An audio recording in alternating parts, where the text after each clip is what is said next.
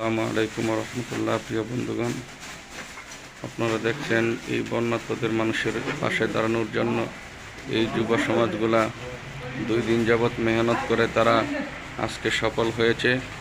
আজকে তারা খাবার তৈরি করতেছে এবং এই খাবার তৈরি করে তারা বন্যার্তদের পাশে মানুষের হাতে আজকে পৌঁছিয়ে দিবে ইনশাল্লাহ।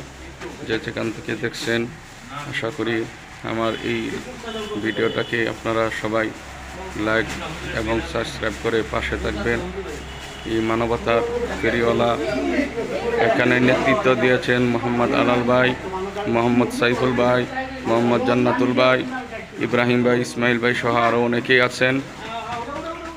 আপনারা দেখতেছেন ইনশাল্লাহ আপনাদের এই মেহনত অল্প অল্প অল্প করে জমা করার মাধ্যমে আমরা আজকে এই খাবারগুলা ক্রয় করতে পারছি।